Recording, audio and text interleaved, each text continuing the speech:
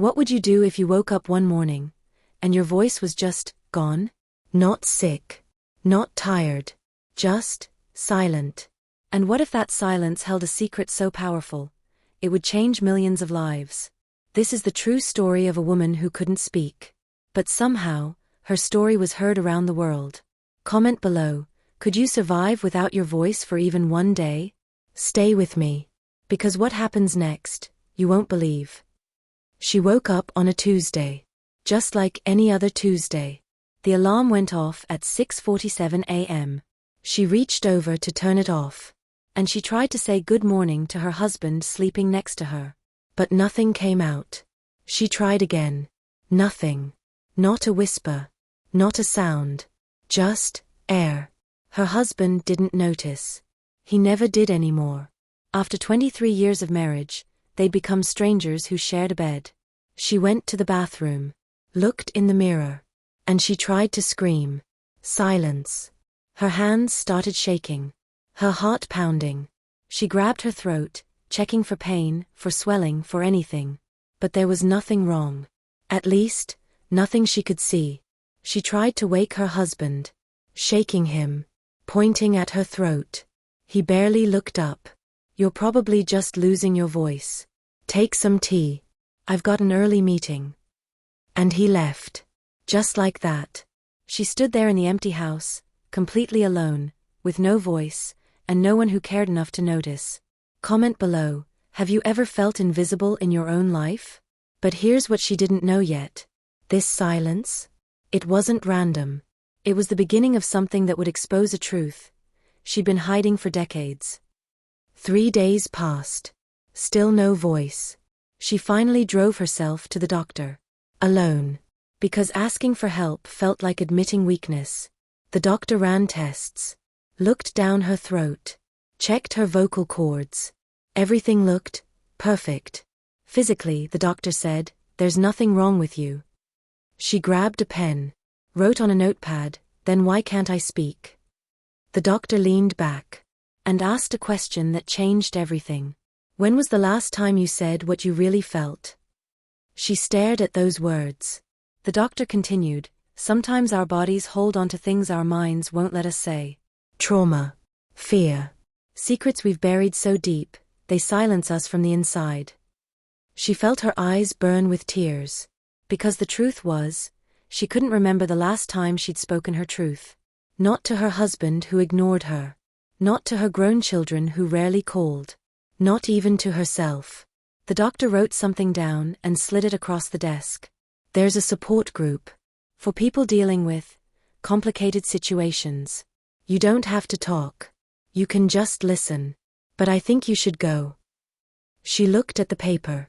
It was an address for a community center. Tuesday nights at 7 p.m. And written at the bottom, sometimes the only way to find your voice is to hear someone else's story first. She folded the paper. Put it in her purse. And for the first time in years, she felt something. Hope? No. Curiosity? Maybe. Or maybe just desperation. Tuesday night arrived. She almost didn't go. She sat in her car outside the community center for 17 minutes, watching people walk in, wondering if this was stupid. But then she remembered the silence. The awful, suffocating silence. And she went inside. The room was small. A circle of metal folding chairs. Maybe 12 people total. All women. Ages ranging from early 20s to late 70s. A woman with kind eyes and gray hair smiled at her. Pointed to an empty chair. She sat down. The group leader stood up. Welcome, everyone. As always, this is a safe space.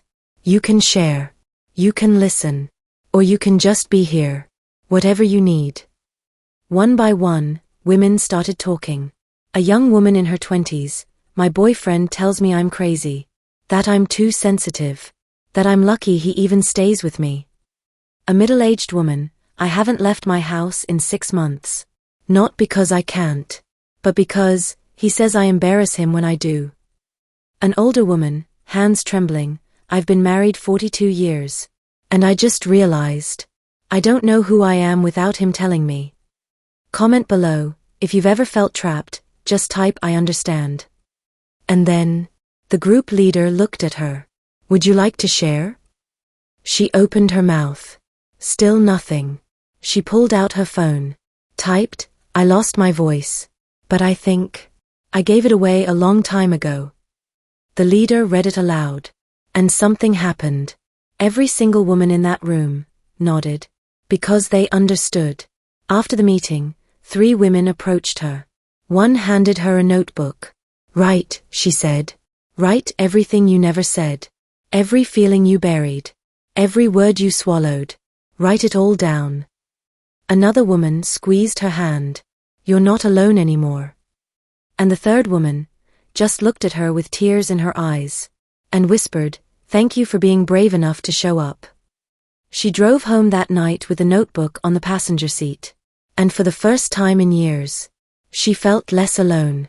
But she had no idea that notebook was about to change everything. Quiet sounds, pen on paper, pages turning. That night, she opened the notebook, stared at the blank page, and she started writing. Not a sentence. Not a paragraph. Everything. She wrote about her wedding day. How her father had said, marriage is about compromise. You'll need to be flexible. She wrote about her first pregnancy. How her husband told her she was glowing, but never asked how she was feeling. She wrote about the time she wanted to go back to school. And he said, what for? You don't need a degree to raise kids. She wrote about the promotion she turned down because he didn't want to move cities. She wrote about the friends who slowly disappeared because he didn't like them. She wrote about the hobbies she gave up because there was never time. She wrote about becoming smaller, and smaller, and smaller, until she disappeared completely. She wrote for 4 hours straight. And when she finally stopped, she looked down at 37 pages. 37 pages of truth she'd never spoken aloud. Comment below, have you ever written something you were too afraid to say out loud? She closed the notebook. And she realized something terrifying. If she couldn't speak these words, maybe she could show them instead. She didn't plan it. She wasn't tech-savvy. She'd never even posted on social media.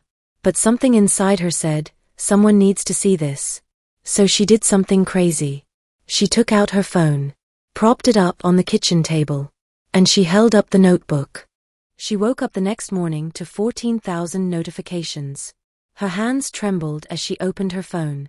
The video had been shared 8,000 times. Comments flooded in. This is my life. I thought I was the only one. Thank you for being brave. I'm crying because I finally feel seen. Comment below right now, type not alone if this story is hitting you. But then, she saw one comment that made her blood run cold. I know exactly who this is. And her husband deserves to see this.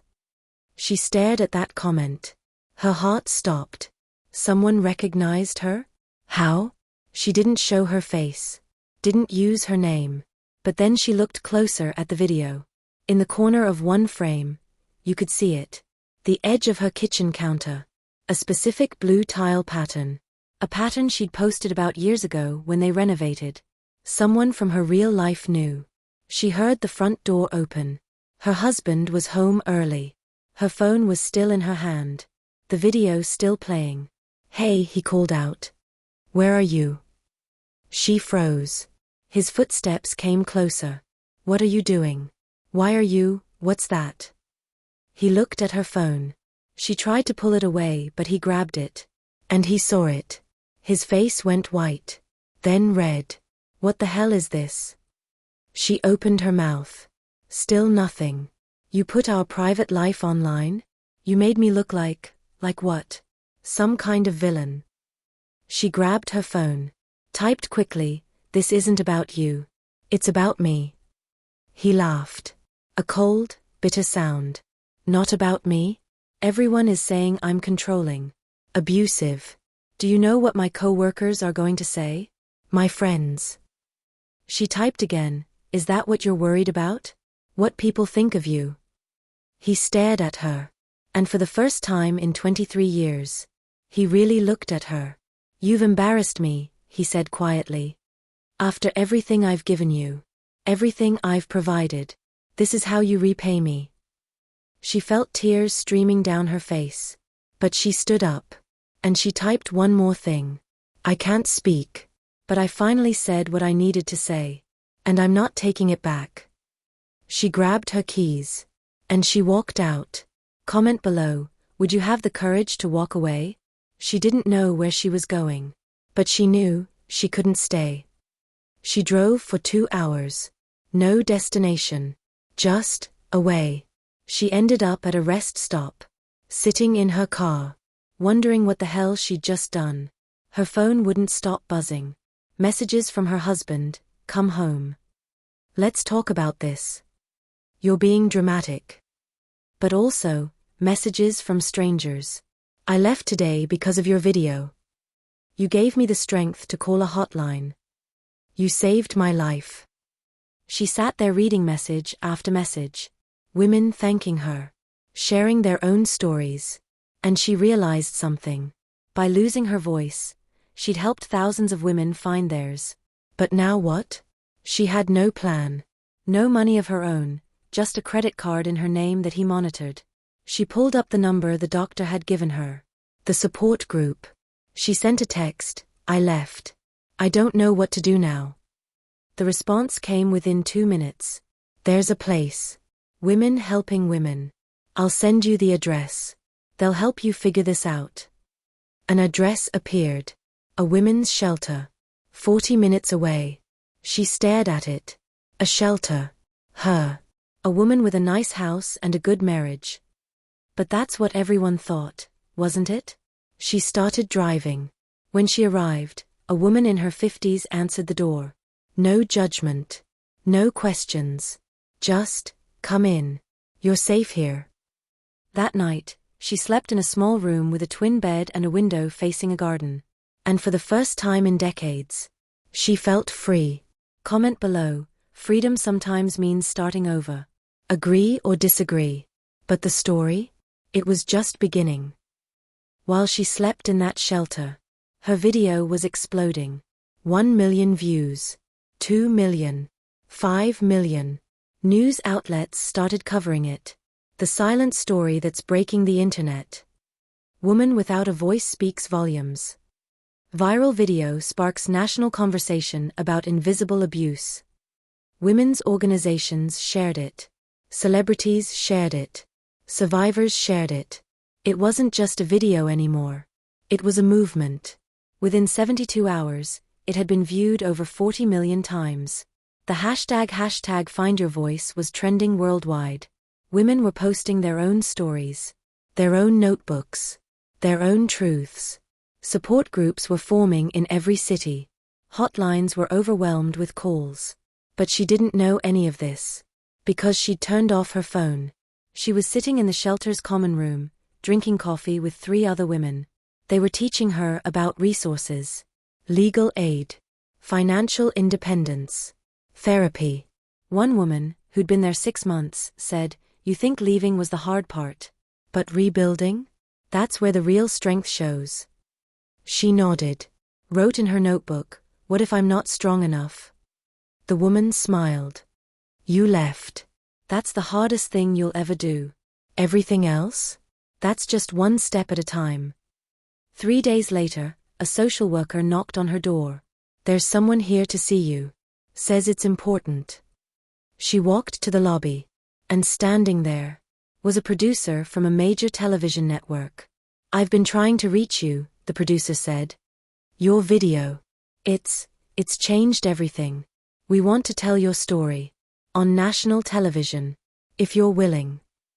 She grabbed her phone. Typed, "Why?" The producer's eyes filled with tears. "Because millions of women are living your story right now. And they need to know they're not alone. They need to know there's a way out." She looked down at her phone. Then at the producer. And she typed, "But I can't speak." The producer smiled. "You don't need to. Your words already have." 2 weeks later, she sat in a television studio. Bright lights.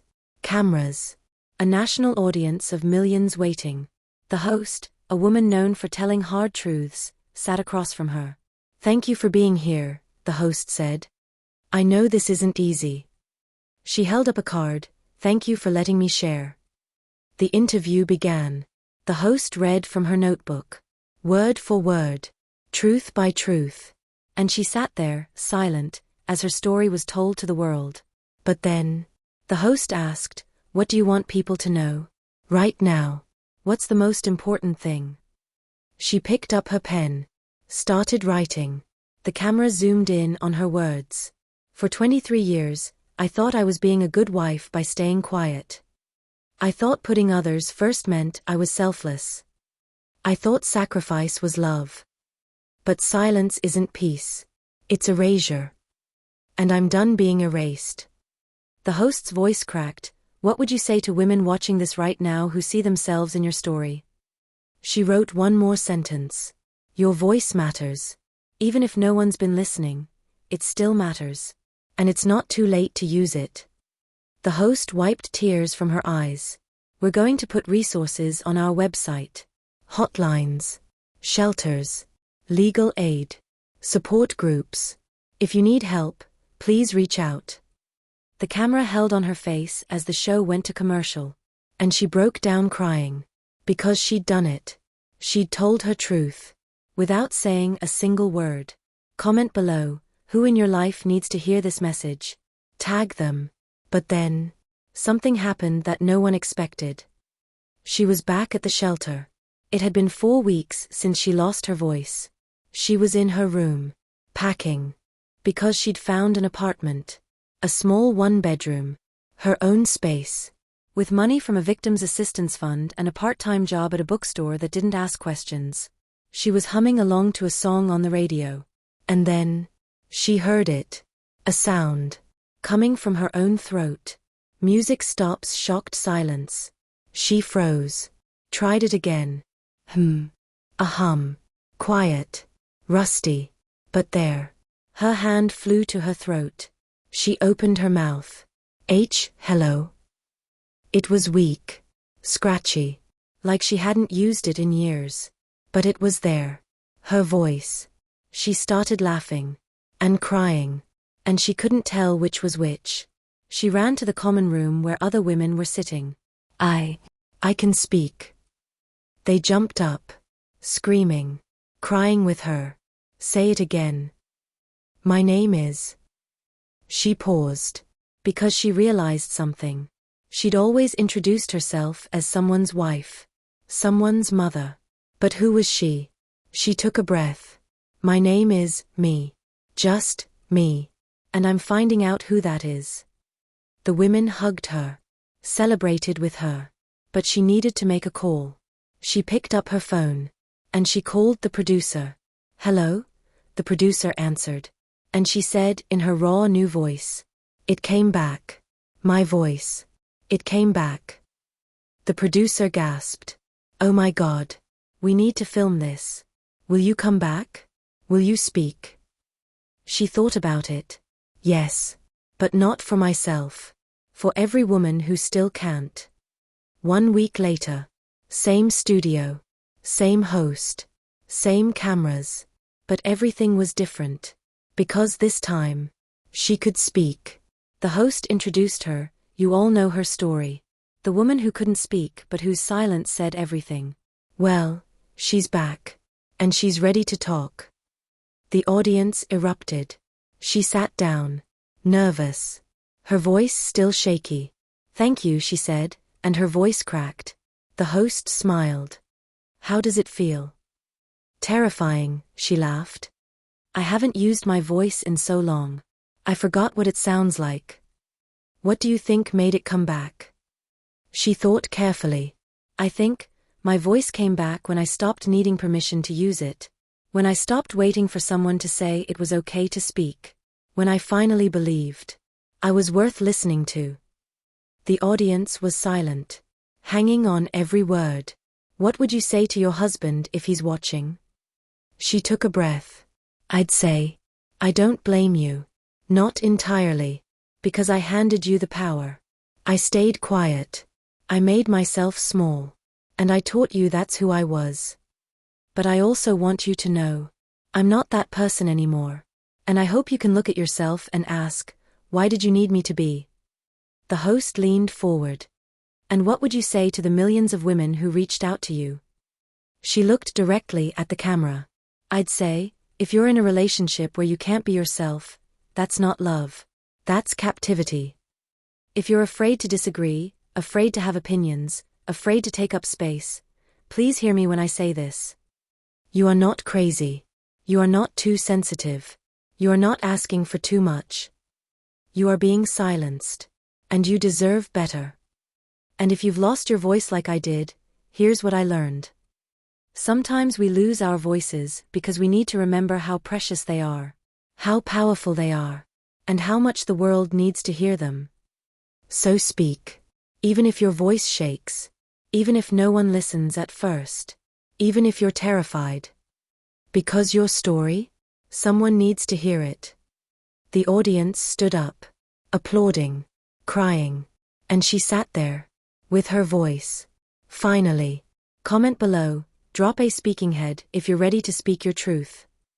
3 days after the second interview aired, she got a knock on her apartment door. She opened it carefully, and standing there, was her daughter, the daughter who hadn't called in 6 months. Mom, she said, and her voice was shaking. They stood there, staring at each other. Can I come in? She nodded, stepped aside.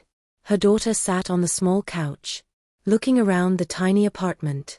This is where you've been living? Yes. A long silence. Then her daughter started crying. I saw your interviews. All of them. And Mom, I'm so sorry. She sat down next to her. For what? For not seeing it. For not checking on you. For being so wrapped up in my own life that I didn't notice you were disappearing. I thought you and Dad were fine. I thought you were happy. Because that's what you always said. I'm fine. Everything's fine. But watching those interviews, I realized, I've been doing the same thing. In my marriage. Making myself smaller. Staying quiet. Just like you taught me. Her heart broke. I never wanted that for you. I know. But I learned it anyway. By watching. And I need to break the cycle before I teach it to my daughter. They sat there crying together. And then her daughter said something unexpected. Dad wants to see you. He's been different since you left. Quieter. I think he's starting to understand. She shook her head. I can't go back. I'm not asking you to. But he wrote you something. And he asked me to give it to you. Her daughter pulled out an envelope. She stared at it. Should she read it? Comment below, should she read the letter? Yes or no? She held the envelope for a long time. After her daughter left, she sat at her small kitchen table. And she opened it. It read, I don't know how to start this. I've written it 17 times. I watched your interviews. All of them. And I saw myself through your words. And I hated what I saw. You're right. I did need you to be small. Because it made me feel bigger. You're right. I did dismiss you. Because it was easier than listening. You're right. I did control you. Because I was afraid of who you might become if you were free. I told myself I was being a good husband. A good provider. That I was doing what men were supposed to do. But I was just afraid. Afraid you'd realize you didn't need me. Afraid you'd see that I was ordinary. Afraid you'd leave. So I made you smaller until you couldn't. I don't expect forgiveness. I don't deserve it. But I want you to know, you finding your voice made me finally hear mine. And what it's been saying is, I'm sorry. I'm so sorry. You deserved better. You deserved everything. And you still do. I'm in therapy now. Trying to understand why I needed to diminish you to feel whole. I'm not asking you to come back. I'm not asking for another chance. I'm just asking you to know, you were never the problem. I was. And I'm trying to be better. Even if it's too late for us. You found your voice. And I hope, you never lose it again. Your husband.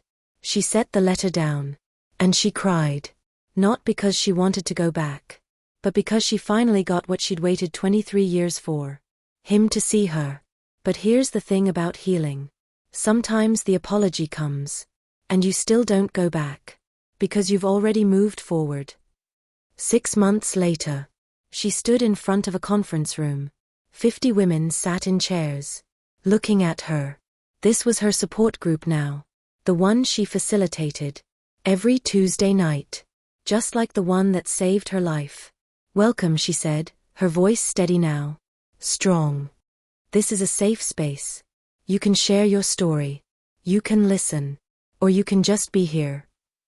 A young woman in the back raised her hand. I wanted to say thank you. Your video.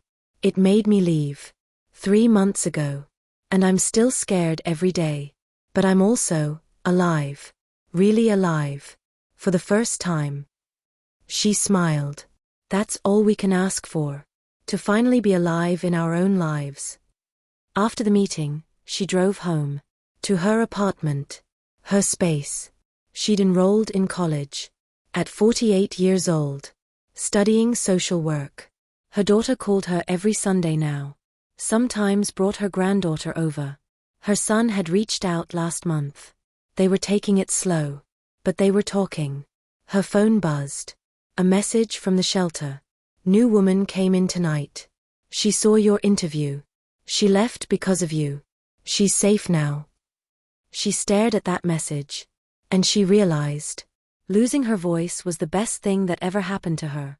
Because in the silence, she found something more powerful than words. She found herself. She opened her notebook.